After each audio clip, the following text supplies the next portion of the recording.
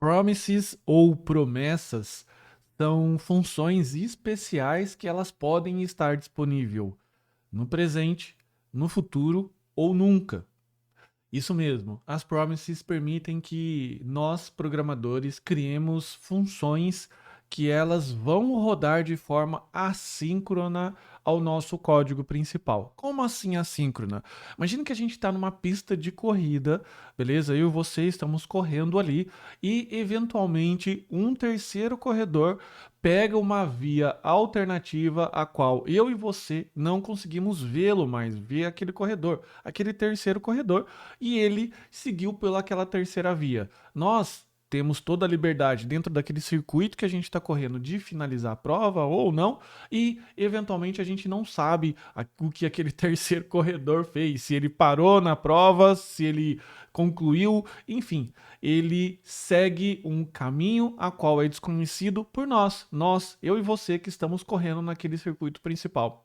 É a mesma coisa no JavaScript. Existe, digamos, uma linha principal de execução, que é essa aqui que a gente vê, né, que a gente programa, e podem existir linhas paralelas de execução a qual a gente pode disparar e também fazer controle sobre aquilo, tá? Diferente do exemplo lá do terceiro corredor, a gente pode ter noção do status daquela promessa, daquela promise, beleza? E quais são esses status? Estados, né? É pendente quando pending, né? Ou pendente quando ela inicia como pendente, quando ela é realizada ou quando ela é rejeitada, porque ocorre alguma falha na operação. Bacana? Então a gente vai ver aqui inicialmente como a gente pode criar uma promise e como que a gente pode simular isso e disparar com o nosso botão executar. Então, só para a gente entender, eu criei um botão executar que ela vai disparar uma promise, a promise vai logar as coisas aqui no console para gente, beleza? E você vai conseguir ver esse fato que eu acabei, essa analogia que eu acabei de criar do terceiro corredor, bacana? Então vamos lá. Então a primeira coisa que a gente precisa fazer é criar o evento desse botão executar aqui. Então vou colocar const button element igual a document.query selector, e aqui a gente vai selecionar o nosso button, beleza? Por que eu estou colocando botão aqui? Porque só existe um button no nosso HTML, então é ele mesmo. A gente vai colocar aqui button element.add event listener, qual é o evento que a gente quer mapear, o evento clique, e qual é a função que a gente quer disparar. De início, eu vou disparar aqui uma função chamada test promise, beleza? Então eu vou colocar aqui, ó, function test promise, beleza? E essa função, ela vai ser colocada aqui como um callback. Bacana? Aqui, o que eu vou fazer? Eu vou colocar um console.log e aqui eu vou colocar sync started, ou seja, sync é função síncrona, né? Realizada, e aqui terminada, beleza? Bom, então eu nem vou executar isso daqui, porque você já sabe que vai aparecer as duas coisas aqui no console, né? Quando a gente clica aqui, apareceu os dois, mas eu vou colocar aqui uma função, beleza? Que ela vai representar uma função que possa demorar a sua execução, beleza? Eu vou criar uma função de atraso, beleza? Essa função de atraso é o set timeout. Então, set timeout é uma função especial em que eu coloco a minha função que eu quero executar aqui e o tempo qualquer, tá? Em milissegundos. Então eu vou colocar aqui eventualmente 3.000 milissegundos, que correspondem a 3 segundos. Aqui, o que eu vou colocar? Aqui eu vou colocar um console.log e aqui eu vou colocar, ó, async timer, beleza? Então vamos lá. Ele vai mostrar isso para mim no console, vai disparar o set timeout, só que o set timeout, por ser uma função assíncrona, o que significa? É uma função que não espera eu e você, que somos os corredores principais, a execução vai continuar e o set timeout vai pegar ali uma segunda via e vai continuar a execução dele até terminar, beleza? Então ele vai criar aqui um braço de execução e depois de 3 segundos ele vai executar o que está aqui na função de callback dele, que seria o console log. Beleza? Vamos ver esse efeito. Eu vou recarregar aqui, clicar em executar. E agora o set timeout vem aqui e escreve. Veja que o async finish, o sync finish, né, de síncrono, ele diz que, olha, o ramo principal terminou. E você viu que depois o timer mostrou o console, beleza? Esse set timeout ou timer, ele representa muito bem funções demoradas e que necessitam ser assíncronas, porque imagina, por exemplo, o seu programa tendo que consultar um dado numa API externa e essa API tem um tempo de execução. Imagina no momento que você clica, a interface do usuário fica parada. Seria muito incômodo para o usuário ter uma interface congelada.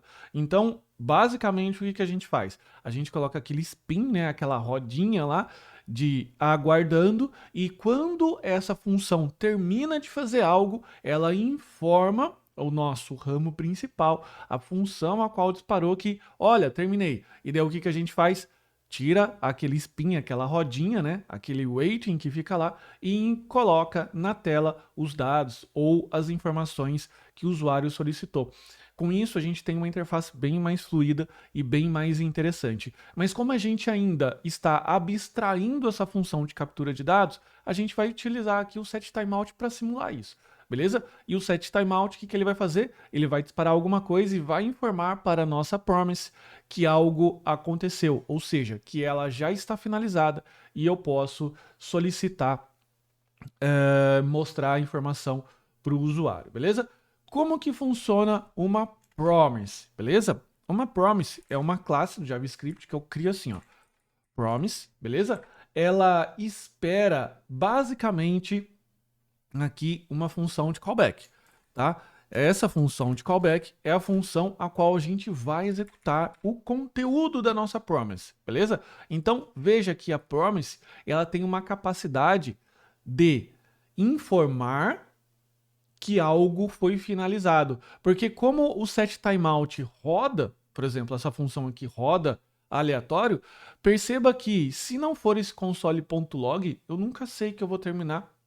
Então eu preciso que algo informe a minha linha principal de execução que alguma coisa, aquilo que eu queria, finalizou, beleza? E eu vou informar através do resolve e do reject, beleza? Então vamos lá, você já vai entender agora.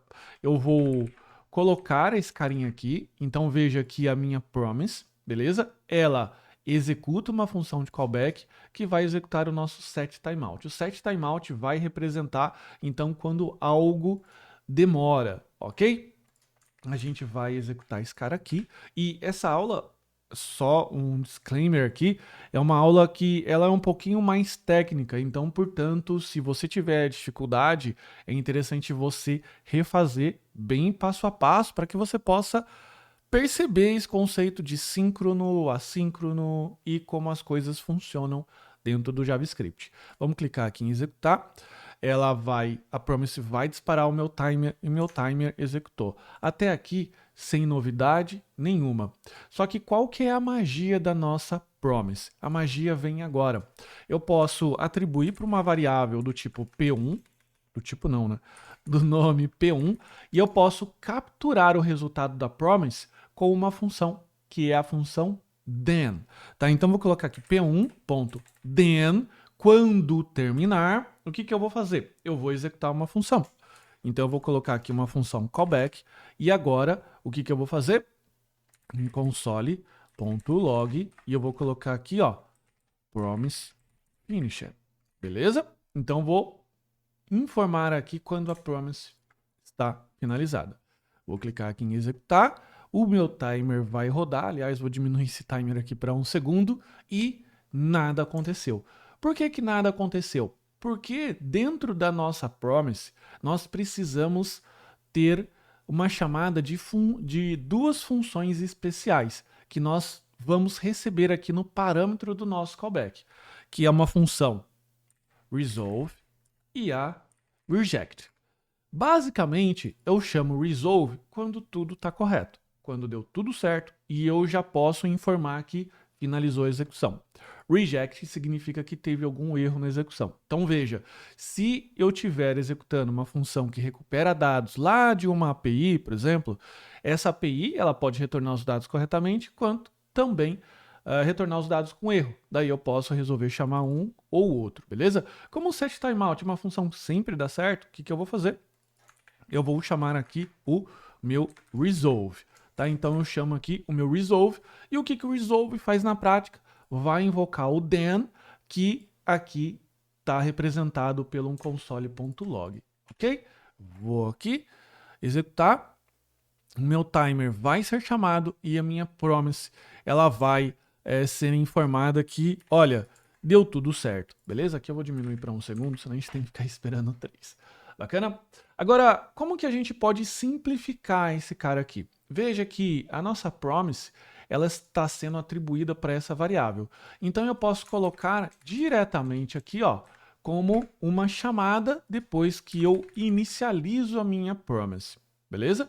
New promise, quando ela termina, eu chamo them. Beleza? E aqui nesse caso, como o setTimeout ele já informa com o resolve, o que eu posso fazer? Eu posso cancelar aqui então esse console log, ficando só o promise finished, beleza? Que isso daqui, como eu disse, representa algo, né? Representa a finalização da nossa promise com a chamada do resolve. Vamos só executar novamente para que não reste nenhuma dúvida da funcionalidade, beleza? Então ficou aqui promise finish. Só que tem uma coisa mais legal ainda. O resolve, ele pode passar valores, ou seja, eu posso passar um valor aqui e capturar no then, beleza?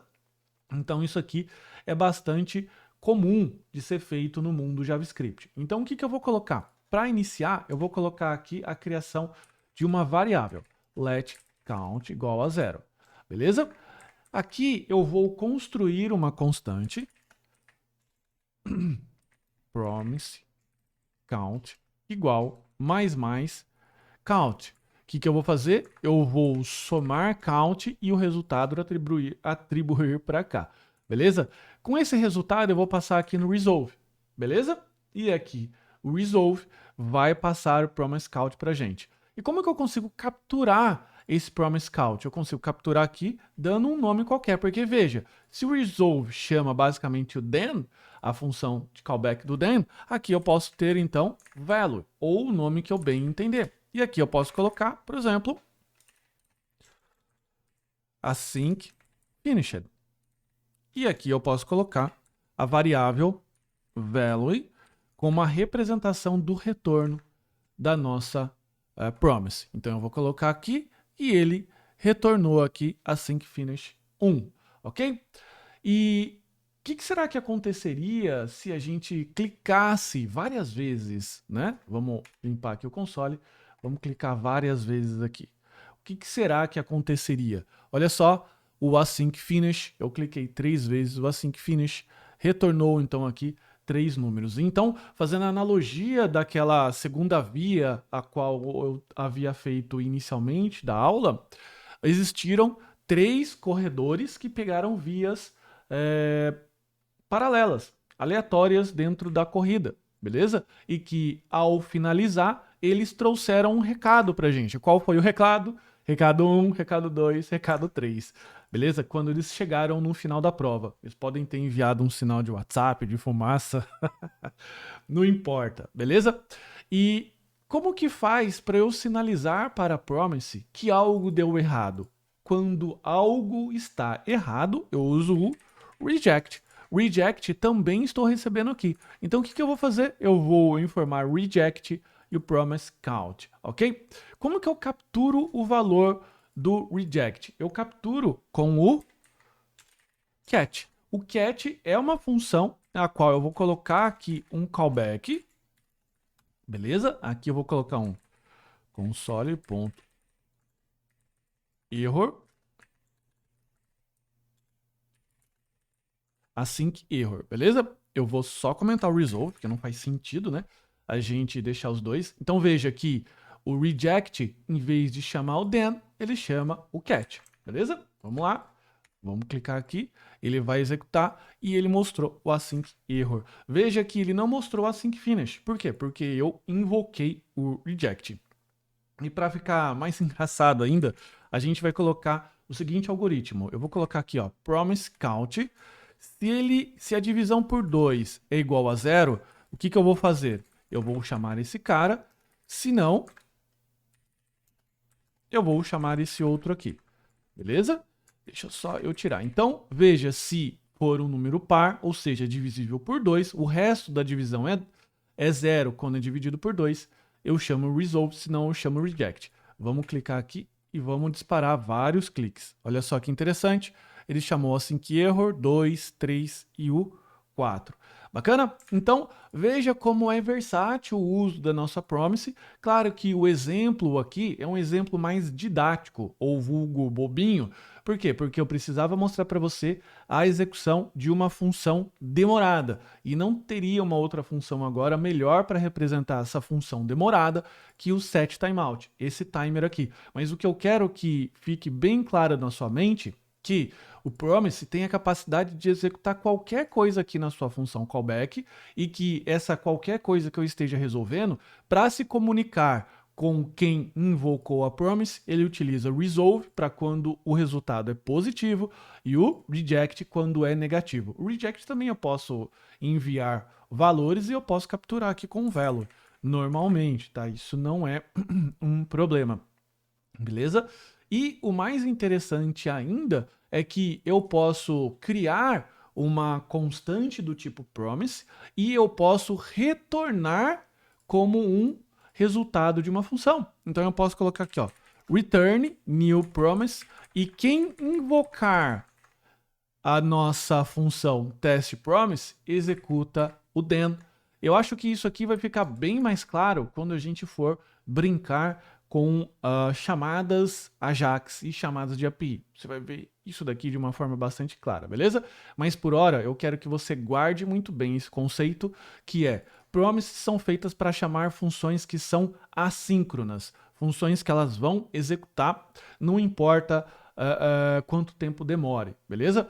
Essa resposta pode nunca vir, como ela ficar pendente a vida inteira, a vida do programa inteira. Ela pode ser com estado positivo ou estado negativo. E que eu consigo pegar ambos esses status com as funções then e catch. Entender isso daqui vai fazer você entender o conceito de async e await, que é um dos conceitos mais importantes quando você vai trabalhar com sistemas front-end, utilizando React, Angular ou Vue, beleza? Então, capricha no entendimento da promise, refaz esse exercício, não apenas assista esses códigos aqui, mas refaça, baixe o código que está anexo, brinca bastante aqui, porque esse conceito de promise vai fazer toda a diferença na hora de você entender como criar um sistema front-end, beleza? Então, a gente se vê na próxima aula.